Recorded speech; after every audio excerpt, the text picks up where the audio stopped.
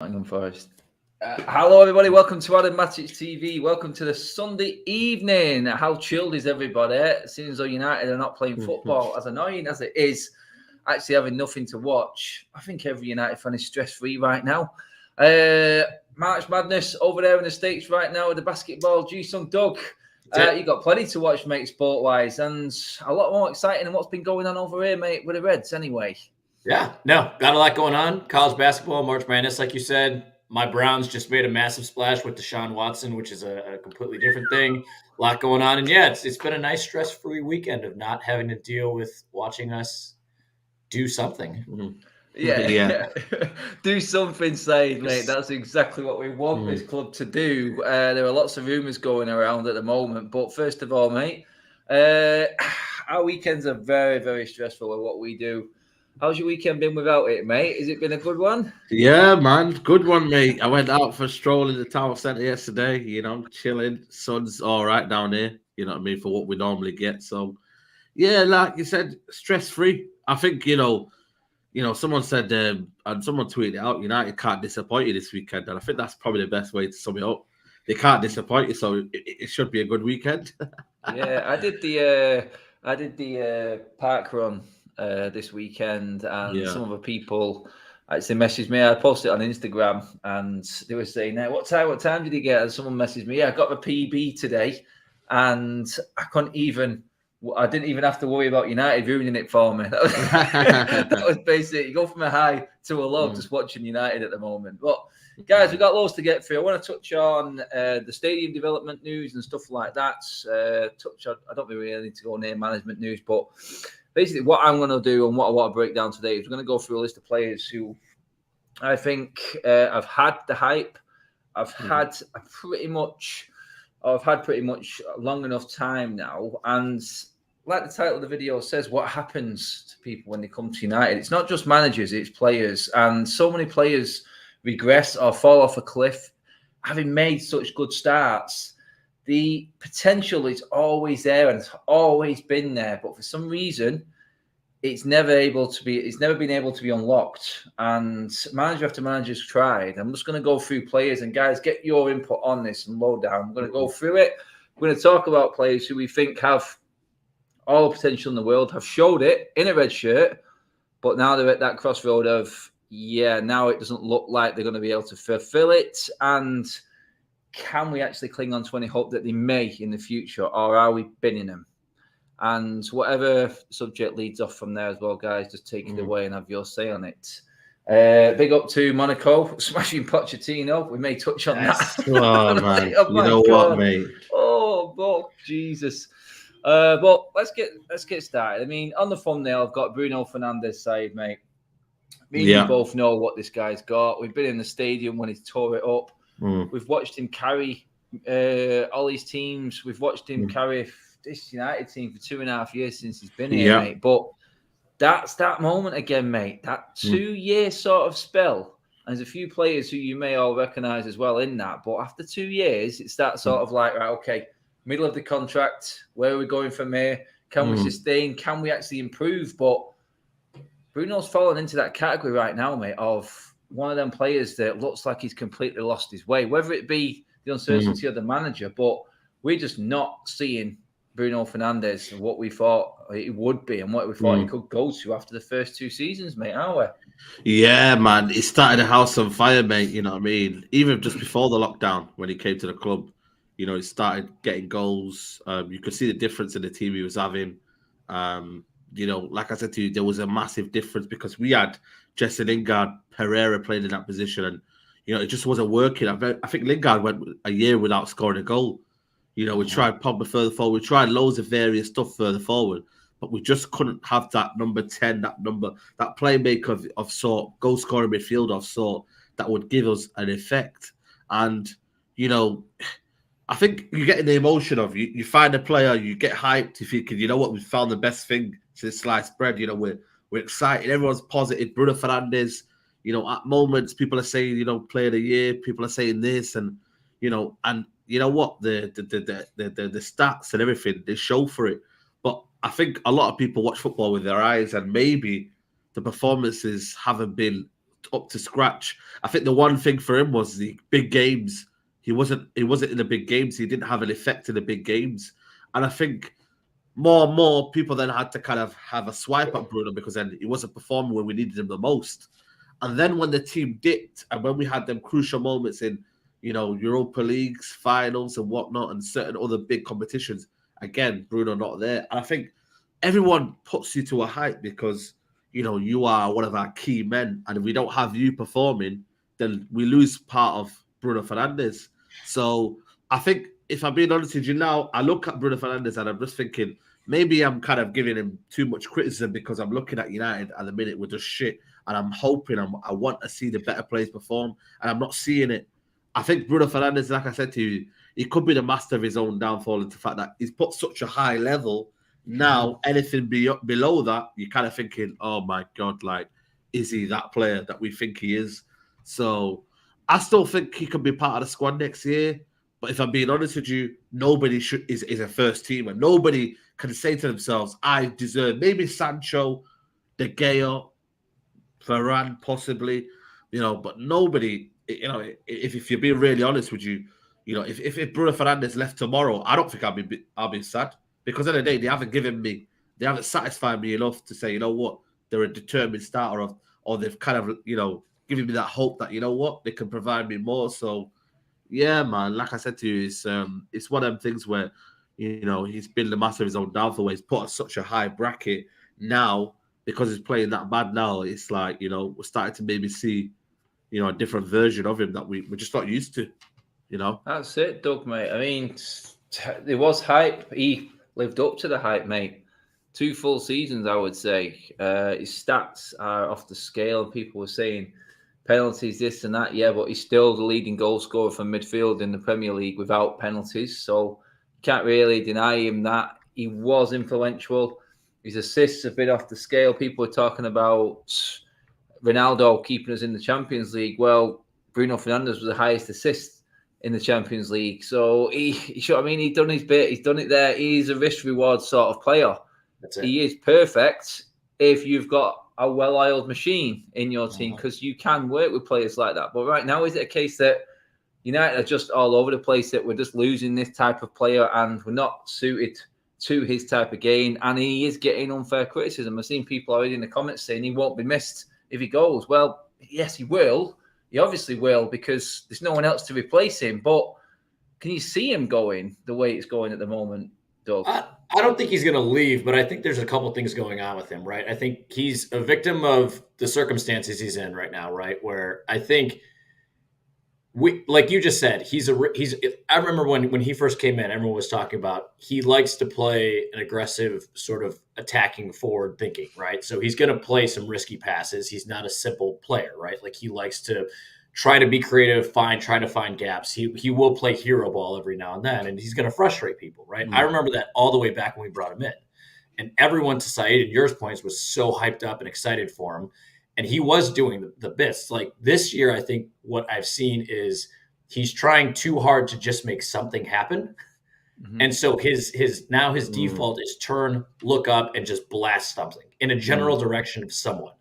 And he isn't looking for a simple ball, which maybe he should, or he isn't looking to link up play like he should. He's just turning, looking, hey, there's a Longo making a run. Let me just put one in a general direction toward him. Or I see Ronaldo, let me just hoist one up for him, right? And he's not really thinking that. The other thing that I brought up literally, a month or two ago on here was, and it's gotten worse, is the constant moaning and bitching that he does on the field. It's really getting obnoxious because I understand being frustrated, but he's not doing anyone any favors, especially himself, when all he's doing is constantly running up to the officials, screaming, looking for fouls, wanting yellow cards. Like, you just become that guy, and that's not who he should be, right? Like, because everyone kept saying, like, why is Maguire captain? It should be Bruno. Well, the way Bruno's been acting lately, I wouldn't want Bruno as the captain either, because he's a leader because he's trying to get us to play, a more attacking style or cohesive style of football. But right now, we don't have the pieces around him to do that. And then again, you add on top of it the fact that he's just over the top petulance all the time. They saw the scenes after the Atletico game, right? he's being shoved away from the officials by Atletico players because he's still whining and complaining after. So it's like, I don't know if it's just a season in a nutshell that's like, it started with the mess with Solskjaer. We've now got this stuff going on with Ragnick and what's going on with him. We obviously had all of the pressure with Maguire, Ronaldo, and what's going on with this and all the behind the scenes stuff. There's stuff with Rashford. So it's like, do you just take this season for Bruno in a silo and go, hey, let's maybe chalk it up to the fact that this entire season was inconsistent, right? If we get a new manager in, see how he does start of next season. And if he's still the same Bruno and he's not doing what the manager wants and he's kind of still doing his own thing, then I say maybe the winter transfer window next year, maybe you do look at him and say, hey, you're not going to be here. You're not part of the longer term plans. But I just think with how this season's gone so far, to Saeed's point, no one can really put their hand up and say, I deserve to be here. I deserve my spot. Like there's a handful, right, that you can make the case for. But I agree with you guys. Like, I don't think Bruno right now should definitely be a starter outside the fact of we have nobody else, right? Because you take him out, you've really only got Pogba. You're not going to put Hannibal in yet. So what do? You need a creative player out there of some sort. Yeah, on creative players, one positive we've got to take from it is 2 call-ups from our academy players. One for, obviously, Alanga, to the Swedish squad, and our man Garnacho from the under-23s, under-18s for Argentina. Absolutely hats off and well-deserved of what he's seen. And hopefully he'll gain some experience from that trip as well, because let's be honest, the Argentinian team is full of quality, experienced players. So there's levels there, and hopefully he will feed off that and take professionalism. Because I've said it before, one big thing that this club has got going for it at the moment are our youth level players, under 23s, under 18s, both absolutely killing it at the moment. And it is a positive. And maybe they're the players that we are going to see this summer. But one of them players, Saeed, mate, who did come from there, and I made a point on the United Stand the other week about youth players and our academy players being the major issue at the moment, and looking at the problem child of our team right now, the ones who are kicking up the stink.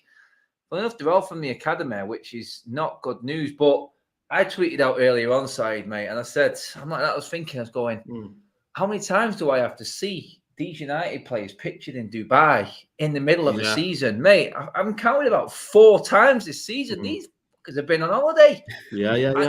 Free holidays, man. Free holidays for these lot. Ridiculous, mate. That shows you how crap we are right now. The fact that this team, and I talk about the United effect again right now, the United effect isn't a good one because none of our players are getting in this England squad. And they're getting the free time off. I've seen Rashford, who I'm going to bring up next, mate, obviously. Pictured there with Brandon Williams over in Dubai watching the fighting.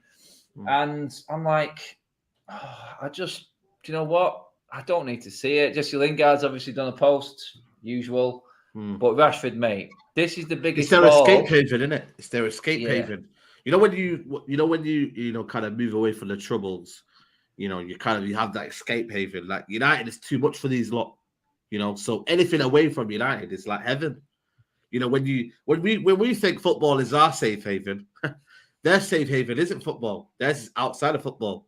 You know what I mean? That just sums it all up. You know what I mean? And I think, we're just at that point now where we're going to be clashing with the players now. Their PR teams are taking over their careers. I really, really genuinely do. Man United are doing these mad stuff now. I don't know if you see their social media account now, mate. It's a joke. It's an absolute joke, mate. It's got to the point now where I'm starting to think, you know what, just unfollow the Instagram page because, some of the things that they're putting on there, it's a joke. It's an absolute joke, mate. And, I don't know if you've seen the Diego Dallo off the line. I mean, who cares? The Tottenham game's passed. We're discussing the Atletico Madrid here and where we're not through. And, they're bringing that stuff up, man. It's an absolute joke, mate. So, for me, like I said to you, the players, I think they've just kind of lost that kind of focus. I think it's been like that for the whole season. And I think for me, it's difficult. I'm struggling to now get these players now. I'm struggling to kind of understand them. Do they care? Do they not care? I really, because the performances don't show it, for me, and like I said to you, it's just that feeling of, is it more just a job for them now? And, like I said, the feeling of the pressure. I called it, was it Rashford? I said, can you handle the pressure? Can you handle the criticism? Or are you going to just hide away in your PR? Same with the likes of Maguire, all these players. Are they going to hide away in their own PR? And when it's not going well, like I said to you, put out statements there. And we have a gullible generation of fans. I'm sorry to call it out here. We do have a gullible generation of fans who, will then kind of be like, yeah, he's put a statement out. He does care. But I was like, no, anyone can put a statement out, We want to see performance. For me, the best thing for me, maybe I'm just old school, but shut me up by playing well and performing well. Every fan's like that. We don't have pre-agendas when the match kicks off. Everybody supports every player, the manager, wherever. But then after that, it's when you can analyze things. And when you analyze it and then they put out a statement, I'm like, sorry, you're just deflecting the performance. You really are. And I don't know what you guys think, but I think that it's not on anymore. We've seen it for how many years? Deflected. When they're just running away. When Rashford came out that interview, Europa League, and he was talking about process. Listen, we're just being kicked out of the Europa League. Does anyone want to hear process? So again, I just feel like there's this warning sign from every player coming out here, just deflected every time. And there's no kind of accountability from these players. There isn't. It's just kind of, we'll let them off. I'm sorry, as fans, we've got a duty to say, call out these players. Stop this stand culture of supporting players. Support the club. Because in the day, the club comes first all the time, not these players. Because the players will come and go, but the club will still be here. Mm. And that's what people have got to focus on, but they're not. It's the stand culture that's killing us at the minute. This is it. I mean, Phil there for the Super Church. Phil says, well, it's like clean start again. Easier said than done. Things are going to get worse before it gets any better. Rotten from top to bottom, mate. Support the club side, says there, mate. Problem is, Doug, the club is run by the Glazers. And I'm just going to throw this in now because I was going to talk about it anyway. The Glazers. Can I actually say something on the Rashford front, though? Yeah, no, shoot away, mate. Fire away as well. The only thing that I was going to say about Rashford is I think it's, listen, everyone deals with, there's some people that just maybe have different states of mental health, right? Regardless of what occupation you're in, whether it's, whatever all of us do, you're an elite athlete, whatever, right? Everyone deals with mental challenges differently. So from a Rashford perspective, assuming his injuries went away when he got surgeries done prior to this season, right? Which everyone was excited for. We're going to see a healthy Rashford finally. Obviously, some people were upset with him going to the Euros and everything because it delayed his start with United. But we were excited to see a healthy Marcus Rashford. And you look at his body language, and he just does not look up to it right now, right? Whether that's right or that's wrong, I don't know if there's something mentally going on with him that he's not talking about, whatever.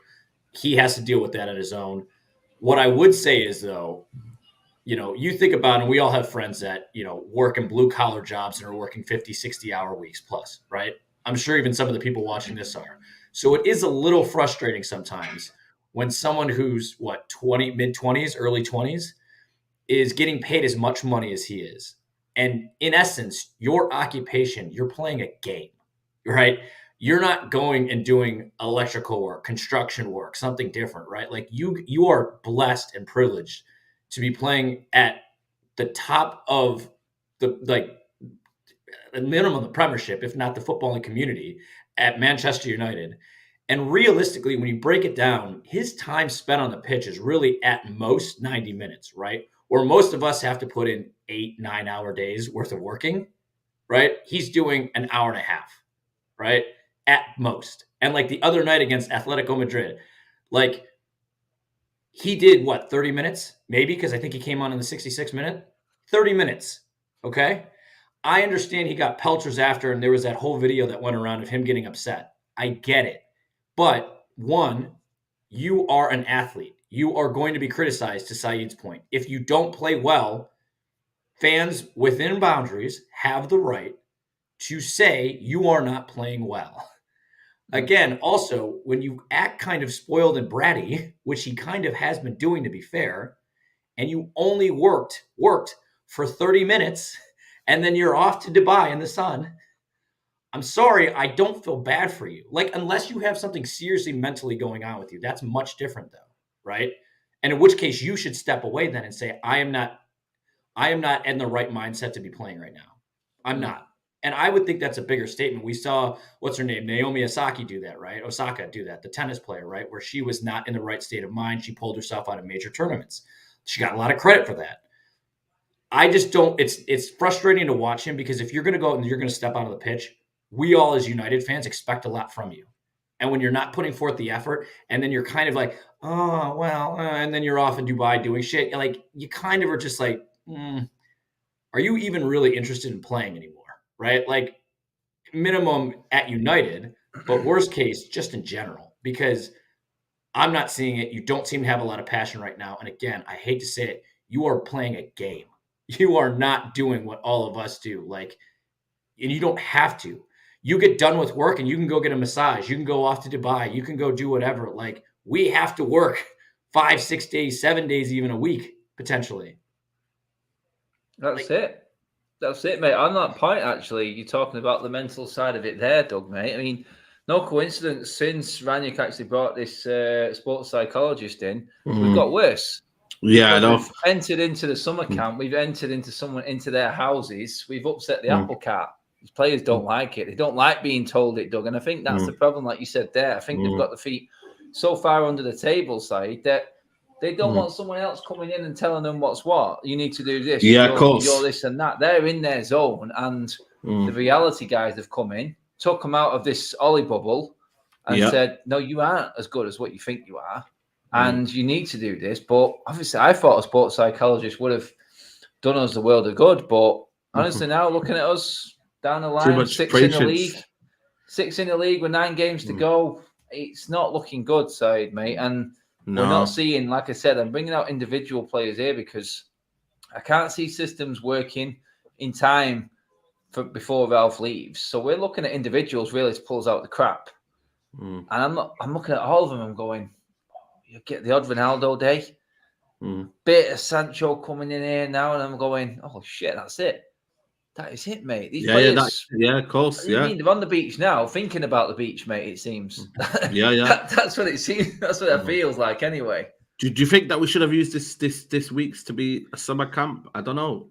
Oh, you got to call dibs on those. You got to call dibs on those cabanas, guys. They go really quick. Like, yeah.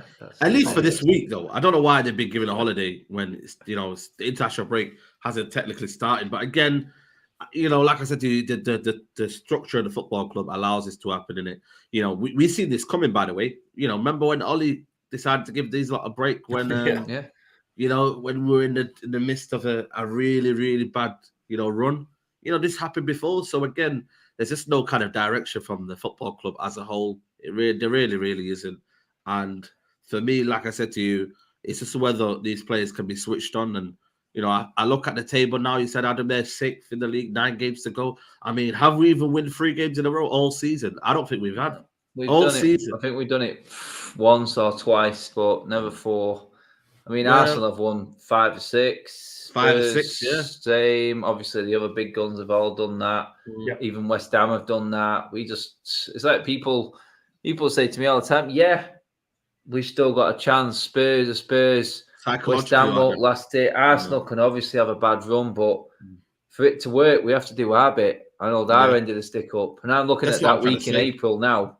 If Arsenal away and Liverpool away in the same week, that could be end of season right there officially. I think. Yeah. Even Everton away. You confident with that? I'm not confident. Mate, I've not been to Everton once and seen a win, so I'm not. I hate Everton. I hate Goodison Park, mate. I'm just like, same. Not for me. It's just like I'm looking at it going. The more I talk about it, the more sort of convince myself that the season is done and dusted.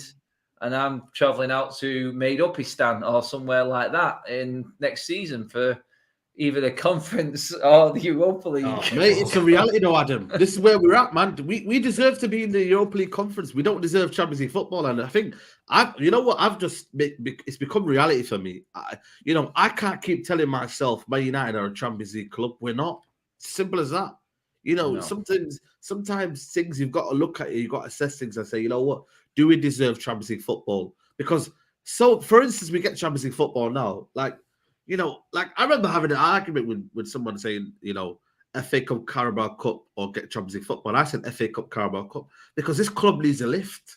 This club needs to see a trophy being paraded around the players, just to feel it.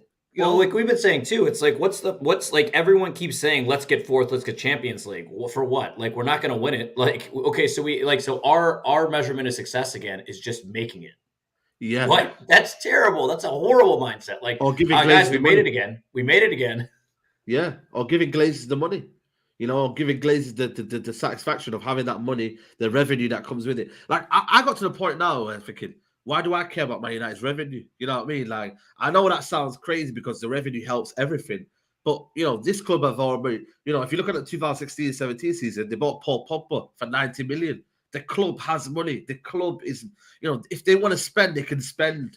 It's nothing to do with that. Nobody should be having some reason where, the Glazers might not spend, or, we need Champions League football for them to spend. This brings it back onto my next point there, Sam. It's like, what would the fan base be happy with right now? Because we've bemoaned the infrastructure, the state of Old Trafford, the training ground. We've backed out of a £200 million training grounds redevelopment. We've backed out of that. I don't know why. I don't know the full ins and outs. Logistically, apparently a nightmare. But yeah, we're stuck with Carrington for the time being. Doug, there's a big conversation right now going on. And we all know that Old Trafford needs redeveloping.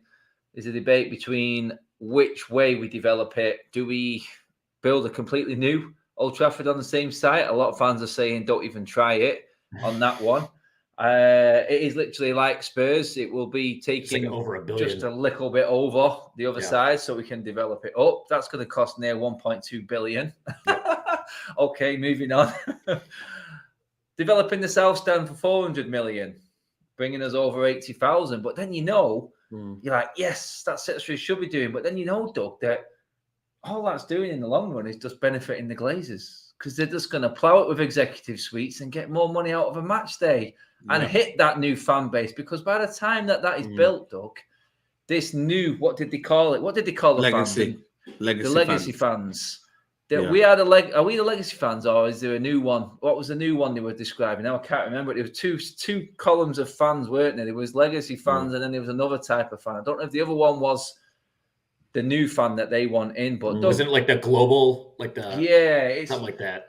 That's what they want, and I'm thinking, yeah, we need to do this, but it still really annoys me, mate, because they're still there in charge, and I know it's going to benefit them massively. Either way we do develop Old Trafford, it gives them the excuse to not spend, but in the end, they know they're going to get so much money back from building the stadium up and getting more revenues and executives and building up the corporate side of things.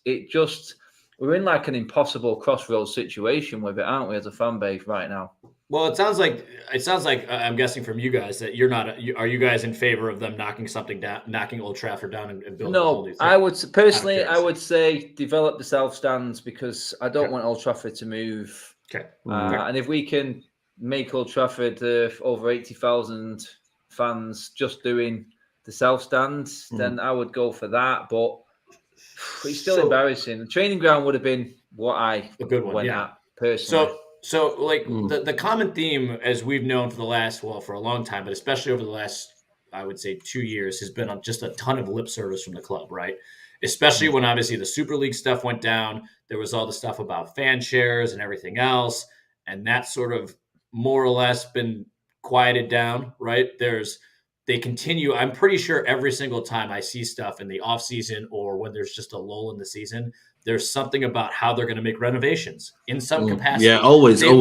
They want to improve the match day experience. They want to do this. They want to do that. And then nothing ever happens. And so I'm not saying that nothing will happen, but look at the amount of time it's taken these guys to just do anything. Like you guys say, like there's no Wi-Fi. There's no Wi-Fi. Yeah, there's there's water raining down on fans and stuff. It's like they don't. Doug, just to cut you off, the paint, right? They painted the front bit of Old Trafford, but if you go around the Munich tunnel, it's awful. I saw pictures of that. Yeah, it looks horrible. Yeah.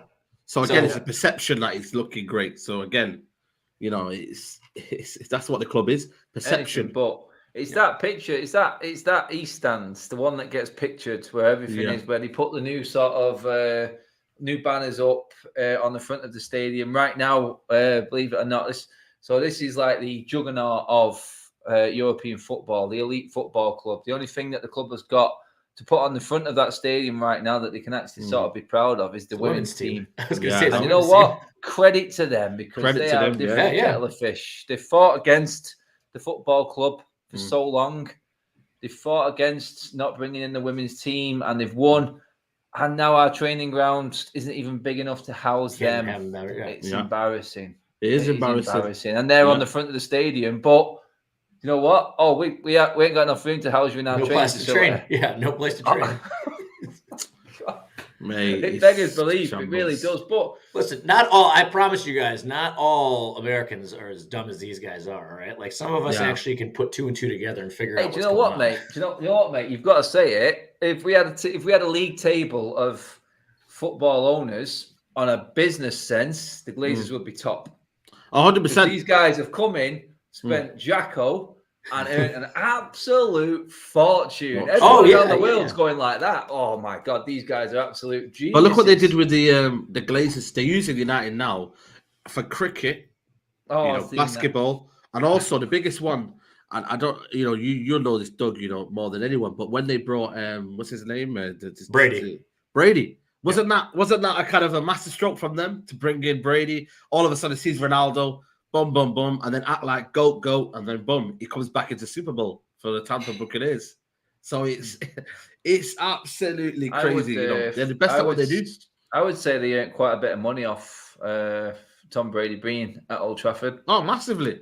I think the social media backlash from that was immense, and it was a masterstroke, absolute masterstroke. And it's like, Ronaldo, can you do it for us today? And he just like turns on a hat trick. It just fitted perfect for him. It was the best day ever for the Glazers this season. That was their best day all season. That was. And nothing against Brady, absolute GOAT, legend of what he does and his craft. And Ronaldo too. I thought, on that pitch there, right there was like 2 players who deserved the name tag. I'm thinking, where's the next one coming from? Is he actually going back to the Buccaneers though, Doug? He is. Yeah, there was some rumors that the only reason he was really trying to do anything or retired was because he was trying to get a move out to the 49ers, but he's back with Tampa because he was under contract. There you go. I mean, he's not on much, is he? To be honest, he's struggling the line. No. Hey, do you know what? When they're worth it, Doug, mate. And you know what? The guy's got the trophies, hasn't he? We could have a whole discussion about American football at some point, because there's stuff that I think fans seem to forget when it comes to Brady, that he was also alongside a coach named Bill Belichick, who's an absolute mastermind, and he also got to go work under Bruce Arians. So if we want to translate that over to United, if you bring in the right manager, who can get the most out of his players, maybe you win stuff. What a shocking idea! No, you're right. I listened to a radio documentary on that. Because going from the Patriots, wasn't it at the same time they both left or something like that? No, Belichick is still at the Patriots. Yeah. Brady left. It was on that, and the talk was of actually building a team, like you said, Doug, around a player that works. You know what I mean? Actually have your focal point and building a team around to suit the best player. And I can't remember who it was who was talking on it now, but it's like you said, you can go into a whole different dimension, but this is about United building a team now and which way we go from here, because I look at it now, Doug, and I want to get your opinion on this, because our youth system now is the best it's been in over a decade in terms of output, quality, the players and what we're winning and where we are, absolutely smashing everything to pieces. It is the one shining light at this football club at the moment, and I think this is key for the next manager coming in, because I believe that this is where it needs to be utilised. That infrastructure that we're talking about, the investment, and this is why I was big on going in on the training facility more than Old Trafford just yet. We could probably withstand a leaky roof for another couple of seasons maybe, but let's get something in place to develop the kids of this football club, the youth team, the women as well. But the youth team coming through in the men's for the men's team right now, Doug, I believe is the best we've had. On paper, it is still first time we've been in the Youth Cup final in over a decade. We've got Charlie McNeil coming through, Garnacho, Cholataya, these absolutely oodles, not even mentioned Hannibal. and Iqbal and everyone like that coming through, all getting their international call-ups while not even playing for the first team, Doug. Anyone with any sense right now is coming in and looking at a manager who needs to look and utilises this best. Is that not the way we need to move forward? Yeah. I think what if you're going to do that, which I tend to agree with, right? Let's say, just for the sake of argument, you bring in Ten Hag, right? Just for the sake of argument. If he outlines a clear vision for 2 to 3 years where he's investing in the youth, he's going to bring those guys forward. He's going to go out and make, with hopefully a Rangnick, smart, and maybe even Paul Mitchell, like smart. Now he's talking. Smart investments in other players that are key to help support those youth players. We as United fans need to understand there's probably going to be some frustration, right? We are going to experience that. Are we going to get top 4 that first year? Maybe not. But if you can show progression and we start to actually look like a team rather than a group of individuals, that is more promising to me than just finishing top 4 by skating by on our asses and barely getting it, right? Because I would much rather see us develop a team and a unit, and then that second year, take that next step forward and get into the top 4 the right way, right? And then that next year, and maybe even win a trophy. Then that next year, that third year, we're competing again, top 2 spots in the league. We've got consistency. We've got a team. We're up against, we're again, like one of the giants, we're building ourselves to being a giant in Europe again. But you only get there through progression. And to think that we can just do quick solves, like I hate to say it, bringing in a Cristiano Ronaldo is not going to help, right? Like you need to, like you were saying, develop the youth, bring in key pieces that can support them and supplement them, and then get a manager in who has a clear vision on what he wants to do, and then let him go do it. Get the likes of Mike Phelan and Fletcher and the rest of these idiots that are just sitting around on the bench doing nothing. Get them out. And let them go do it.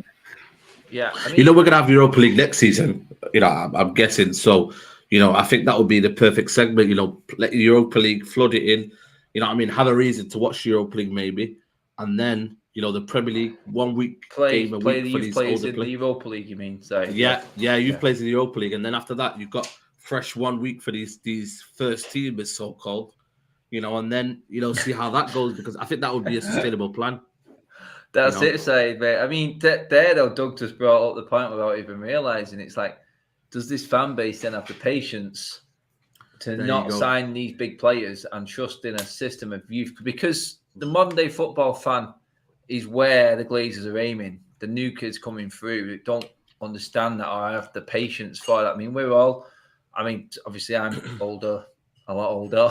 I don't like to say it but I've seen this actually work before. I've seen what it used to be like. I've seen Lampard succeed without any money, bringing through youth players through what Chelsea's was, which was the best youth team system. Now look at all of them players that are in. You know what I mean? Look at them players thriving now. Unless they're given a chance, you're just never going to know. And they need giving a chance at the top level. But is this manager going to be given the patience? Is this fan base going to give the next manager the patience? And on that side, mate, does that have to be Ten Hag then? Because he is that new up-and-coming manager who has a different look on everything. It's not the expected sort of Pochettino signing that United have been linked with so often. It has to be a Ten Hag. Yeah, 100%. I don't think Poch would even be given the time by the fans. No. When you look at the split fan base, personally, I think for me, I'm never going to look at solely just the manager anymore. As to why, United are fixed. I'm more looking at the structure and how things are run, because I just think that's the way forward now. We've had 5 managers, Pochettino is going to be a quick fix, but that patience with Ten Hag, I think you'll get that more with Ten Hag. I think Pochettino, it's sporadic. It's whether would he have some sort of style or kind of, some sort of ideology, what he would bring in to, Man United. Is there a coherent plan? Is it just an 18-month plan? Or is there some sort of big plan? Ten Hag, for me, like I said to you, you've seen it with the youth development he's done at Ajax. The structure, okay, he needs structure. But that's what I think the pressure comes to United.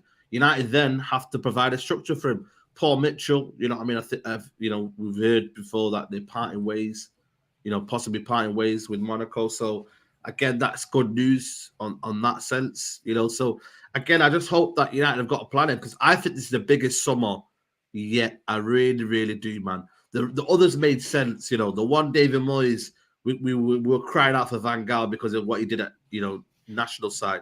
Then it was a case of we sacked maybe Van Gaal a bit harshly, but again we got Jose Mourinho, the best around at that time. Then Jose Mourinho was sacked. We needed someone to kind of lift us back up.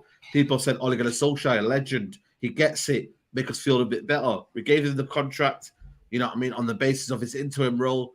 Okay, it wasn't good enough. Then it was a case of getting us through this little period. Now it's a case of now you've got to have a plan. You can't coast. You can't. It's not just a perfect fit. It's not just a kind of someone you're desperate for, and someone as well that just isn't easily available. Ten Hag, for me, you've got to go get him. You've got to go get a project to him. Where Pochettino's like, well, I've been sacked by PSG. I'm not going to really get another job, am I? Yeah, United. You know what? Yeah, let's go there. And let's just revive my career. No. United fans have got to be very, very careful as to who they, decide to want. Because they are going to play a factor in that. If we end up putting hashtag Pochettinos out there, I'll tell you what, man, this United, mate, they'll look at that and think, you know what? Let's go and get Pochettino in. That's what they do. Because we've seen it before, the PR. And on how this, they roll. Doug, mate, it's like Big Ron's comment here. It's like Ranić was turned on quite quickly by this fan base. And like what Big Ron said here, Ten Hag or Poch or the next Manchester United manager don't win anything in the first season or second one, would we still have faith in them? This is what you said before, is patience now is key for this, because we're about to dissect this squad, like Saeed said, in a summer that's never been seen before, Doug. And the fan base, like I said, starved of, I think it's our biggest trophy drought in 40 years, Doug. And this fan base, a lot of it are just waiting. They want something straight away. It isn't going to happen, mate, is it? And that United effect that I talk about in the main title of this video, it goes into managers as well, because Said just rolled them off there. We destroy managers. The fan base isn't patient enough for a manager. The club won't be patient enough for the manager. Does that effectively then go, right, okay, no matter what United are throwing at me, as a manager, if you was in the manager's position now, would you look at this United job as a poison chalice as well with the state it's in right now? Because you have to sort of be in the back of your mind as a manager who may be looking at this United job. It has to be in the back there. You're thinking, well, actually, Ten Hag, up and coming, reputation really intact. This could go completely south, because some of the best that there is have come and failed here big time since Sir Alex left. Well, I think there's a couple schools of thought there, right? It's like, I do think that some people, whether it's managers or players, especially managers, may want to come in and go, I feel like I can be that person who turns this around, right? And if I can do that, I am going to be a United legend, right? Because I was able to turn around the worst period of Manchester United's history and get them back to winning ways. Two, and this might be a little bit more idealistic, but we have to give them time only in the sense of, are we seeing development? Are we actually seeing something that's consistent? And everyone keeps talking about it. Jurgen Klopp, the first time he was at Liverpool, they were like a little hit or miss, right? Because they were trying to get their feet wet. They were trying to figure it out. Now, I personally only know a handful of Liverpool fans because we can't stand them, but it's just like, how much did they push back on Klopp? We don't know, because maybe they sat back and said, we see something here. So let's just see what happens. And then slowly but surely, they're more consistent. They're winning things. They're doing things. And so us as a fan base have to sit back. Again, if Ten Hag or Poch, it doesn't matter to me who comes in the sense that if they come in and we look terrible, right? And again, let's assume that that this manager also gets to refresh the players, because that is a major piece of this. Because if they're just out there loafing around like they've been doing, how much can you really say this is Poch's responsibility? This is Ten Hag's problem. Like, there is get a lot out. Yeah, there's responsibility on the players' behalf too. So you have to look at it more holistically and not just go, well, the first year of Ten Hag, we didn't win anything, so he's a failure. Well, how did we look? Right? Did we play better? What players did we have? Again, because we're inserting more of the youth players, you have to give them a little bit of time to vet in at the top level and work things out. And he is going to need time. There's no quick fix. That's what PSG tried to do. They tried to go out and get everybody under the sun this season. And look what happened. Monaco waxes them 3-0. Go look at the starting 11 that they had today. It's ridiculous. So let's just go by everyone. We have Poch, whatever. That doesn't clearly work because you can't even beat teams in your own league. So it really just depends on a lot of different variables. He's had a couple of horrors, He's had 3-0 against Nantes. That this one, he's had another one as well, but still about the 10 points clear. I mean, I posted that in the Premier League. Yeah. I posted that before, I said to us fans, this looks like a red flag, but to the owners of this football club, it's an opportunity because it looks like Pochettino would cost them nothing in the summer. I just think right now it would be possibly the worst decision. And clip me up all you want. This may come back and bite me on the ass. And you know what? I hope it does, because that means we've done well. But this would be one of the worst decisions in the club's history right now to bring in Pochettino with the way this fan base is and this club is and the state of the squad.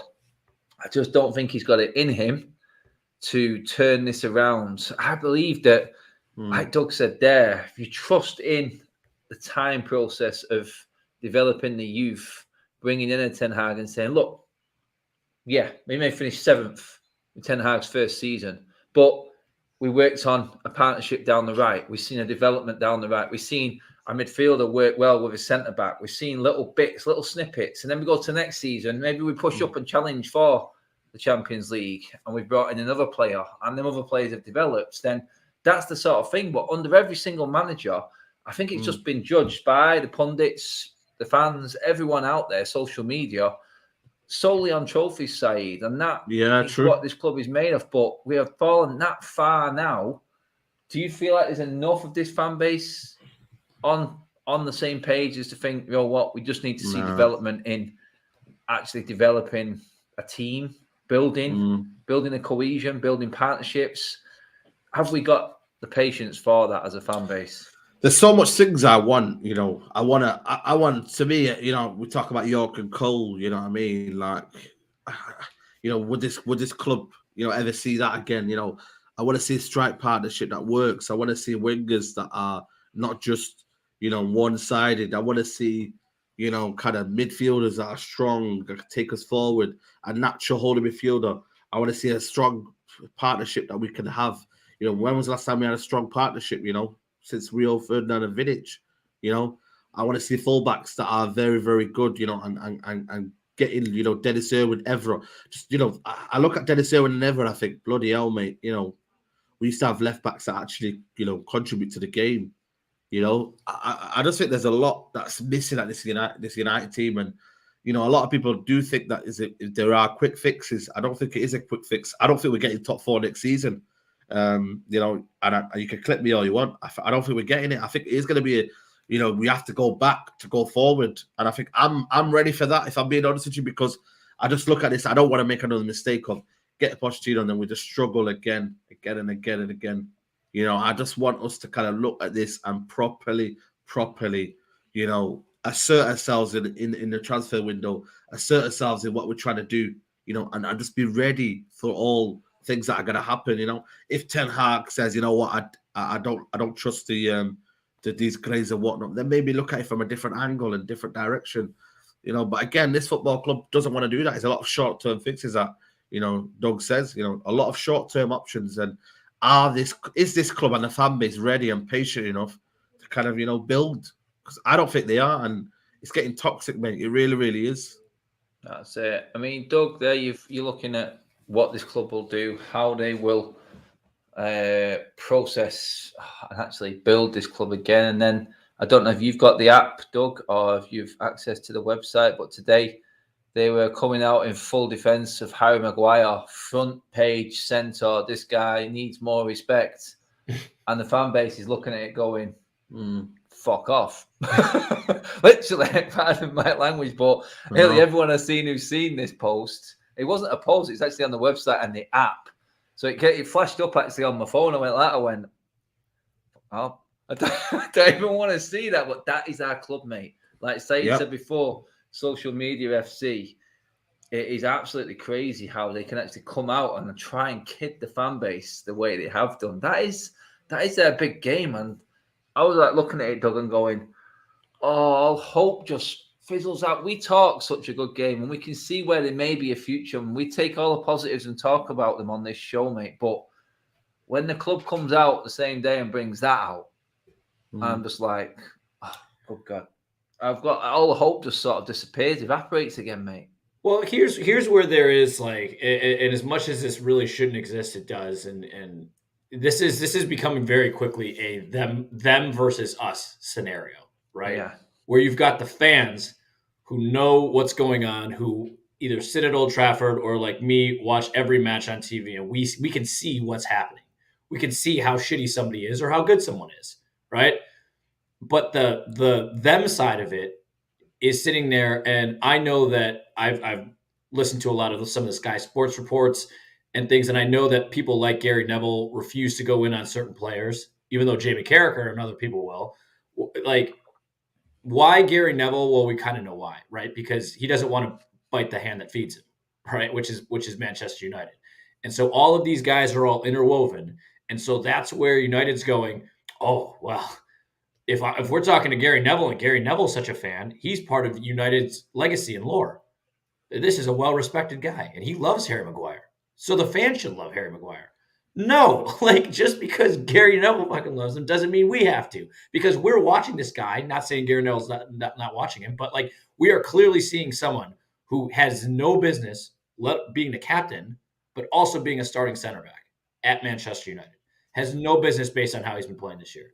So I can give a shoe shits less about what Gary Neville's saying, because like it's irrelevant, because again, you have hotel football. You don't want to upset the apple cart because you want to continue to profit in some ways off of what the Glazers are doing. And I know he came out with this whole thing about all the Glazers, this and this, like he did this before too. But I'm sorry, there's not enough from some of these people. Do you reckon Gary Neville would ever come out and say, right, we want the Glazers out? You know what I mean? Would there be a situation where these guys would actually like be with the fans? And I think he's enough of a politician. I think he's too much of a politician, quote unquote, to like really ever. It would have to get really bad, I think, for him. Because on that, Doug, it was quite clever. He touched on it there, and like you said, he wants to move into the world of politics, but he does believe he is the voice of the fans. It's so far from the truth. It is unreal. And he took that hit. I read all about that, and I listened to what he said, Doug, what you said then regarding the Glazers. I'm just like, he knows they're not going to come over. So it's the easiest thing in the world to say, Gary, we don't need the Glazers to come over to this country. We need them to act like owners and just actually treat the club properly, make the club run properly. We don't need to see them. What are they got? What benefit does the Glazers coming over to this country actually give us? Absolutely none at all. It's going to be a stage sort of like interview or whatever it is. Take some pictures around Old Trafford with maximum security. No problem at all. Gary Neville looks like he's saying the right things again. Like Doug just said, politician in the making, go for it. But do not think that you actually are the voice of the fan base, because you are so far from it. It is unbelievable. And his line from his father back in the day that he always lived by and always brought up when he first started in his punditry: you can't kid the fans. No, Gary, you cannot kid the fans, mate. Don't even try it. You're just so far off it. It's unreal. And Doug, you're on point, mate. It is. Don't bite the hand that feeds you. Yeah, he may be able to slag this club off and say what a disgrace they are with certain managers and stuff like that. But let's be honest, this club right now, they celebrate mediocrity like I do not know what. I mean, the day that United actually put a banner out thanking Ole Gunnar Solskjaer for putting them 8th in the league and winning nothing on a match day was the day that I just thought, oh, yeah, there's a tingle down my spine, a tingle of fear.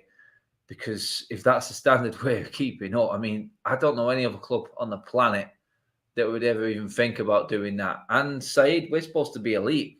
I know. Again, but elite by name, elite by I think that's drifting out as well now, mate. I know it is. I know it is. Facilities and everything. Yeah. I mean, one thing Gary Neville did say today was they've let this club. We used to be one of the biggest names in world football, best facilities all over, and we was. Old Trafford was the best. Carrington was the best. Now we've been completely overtaken. I do agree with what Gary Neville said there, but again, talk about stating the obvious. So, whoa, be brave. Why don't you, Gary? Christ. Hey, for all we know, maybe the players do get trophies every year. Maybe they on the last day of the season, the Glazers ship over a nice little participation trophy. They place it in each one of the United players' lockers, and they get to walk on with a trophy that year just for participating. Congratulations, guys! You did it. There's a story I don't know if you guys knew, but when Jose Mourinho was manager, I remember listening to this on the radio. I think it was Andy Goldstein was talking about it when he worked for MUTV. That on the player awards night, he made the club make a new award for the Jose Mourinho player, and he gave it to Scott McTominay. Scott McTominay had to get up on a stage, and I think he gave him a vase. He didn't even have a trophy for it. But on the night, 24 hours before, Mourinho said he wanted another award for a player, and he gave it to Scott McTominay. I was just like, oh, good God. This club absolutely baffles me. Making up awards on nights. Yeah, it's like you were the 10th best player in our squad this year. Oh, great, thank you. You were our 20th best player this year, and then you just give a trophy to everyone because everyone participated. So well done. It's crazy, man. 5 years without a trophy. It's crazy. Longest drought in 40 years, and we're literally... We're spectators now. We're just spectators of other people's... We're at a stage now where all of that investment, or the so-called investment that the Glazers are supposed to have put in, this 1.2 billion, I mean, how much of it is going to be left this summer side? That's the question now, because we're seeing a lot of it just walk out the door right now with no return either.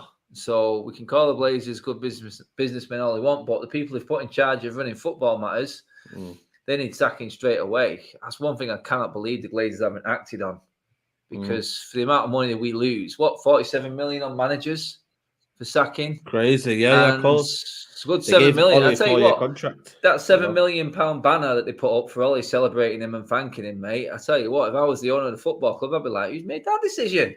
I know. I mean, but it's sentiment, isn't it? It's sentiment that keeps our club just keep on rolling and making bad decisions. And I think it's just rife, innit? You know what I mean? We are just a club that's living off the past. You know what I mean? You know, when you go to these fancy dinners and before, you know, you go to hotel football, you get a speech by, you know, I don't know, Clayton Blackmore or something like that. Suite, mate. Go to an executive suite and talk to executive suite. Exactly. You know, this is what we are now. We're just a club, you know, from the past. And I think, you know, unless we as fans try and make a new future or try and at least put the pressure on, I mean, I don't know, would fans be willing to do walkouts? I would, but then again, it's you need a United fan base to do that. You need something to really happen, you know what I mean? They're not bothered now. It's like, so as a season ticket holder, Doug, you'll probably understand this with the way the Glazers, where the football club is now being run. It's like you have to have attended a certain amount of games. Otherwise, your season ticket, even though you've paid for it, is up for threat, basically. It may be taken off you. You're not allowed to transfer your season ticket more than 10 times in a season. So say you can't make it, even though you've already paid for it. If you don't attend that game or you try and transfer it so many times, you will lose your season ticket. You know what they'll do, Adam? In full. Yeah. You know what they'll do? They'll now, I bet you now next season they'll bring back the card machines in, so then you can't really send the email over to somebody else and forward it. You know what I mean? They'll make you get the cards back in, so then people then have to find ways of transferring it. Yeah, I've seen it at other clubs when I've travelled around. They've got it. So, I mean, the only thing I was thinking was the Glazers were actually saving money in like paying out for season ticket cards. Just by sending emails out, it's easier. Do you know what I mean? But I don't know. It's mind-boggling. But don't forget, they froze the season ticket prices. Oh, what did they do? Yeah. Oh, yeah. Thanks, mate. Thanks. It's helped. Cheers for that. Cheers for that. Yeah. At least also they haven't took any money out of us now. FA Cup, you know, no Champions League, you know. At least that's a bonus, isn't it? That's it. The revenues are going to be so low this season for football-related content. It's ridiculous. But, guys, we're almost at the end of the show. Just a general chit-chat tonight. Everyone who's been in the comments, absolutely bang on. I know the game is on right now, and a lot of people are more interested in watching decent football. Yeah, I'm like that as well, I'll be honest. It's been a good game, even though it's 0-0. But, Doug, cheers for coming on, mate. What's your plans for rest of the day, mate? Just lazy Sunday for me for the rest of it. We've been going hard pretty much all weekend, so just relax. Chill. Nice. Like it. Watch some basketball, mate. Probably. Yes. That's the one. Said, mate, feet up. Are you working? Yeah, feet up. Probably watch your Classico. And then, that's about it, really. Just chill out, mate, because, you know what I mean? United have made us, just have a nice weekend off, That's it. Much. And next week. And next week as well. Yeah, that's it. 3 weeks without football. Jesus Christ. This used to be the business end of the season. I know. No, it's the holiday. But yeah, I will be back at 8 o'clock on United Stand, guys. Do check it out. Some more inside track into Ten Hag and possible new manager of Manchester United there as well, guys. So tune into that. I will see you there. But cheers for tuning in, guys. Do like, share, and subscribe to Adam Mattis TV. We are going to be doing a few more, hopefully, live shows over the break. So stay posted for that. Follow me on my socials, and I'll keep you updated and all that as well. But follow Say TV as well, guys. Almost forgot to shout out the channels there. No, right, big up, man. Big up to everybody. What's happening on your channel and your other channel side, mate, before we go? Yeah, we'll have the podcast tomorrow with Nuruddin. And then, other channel, we've just had a little bit of a break now, but I will be back with that channel definitely soon. Might be the perfect time to get that channel up and running, while United doing shit as well. So, yeah. That's it, mate. That's it. Doug, are you still taking a break? Still taking a break. It's been really nice not living in like Twitter world and just kicking it on Instagram because it was too upsetting. Yeah, it is a very, very it's a clinical place. I will say that. Yeah, it's hostile. Yes. But guys, cheers for watching. As always, I will see you through the week. Enjoy your break. Enjoy some international football. Oh God. Anyway, there's plenty of other sports to watch as well, people. So tune in. Guys, we're out of here. See you later. Bye-bye.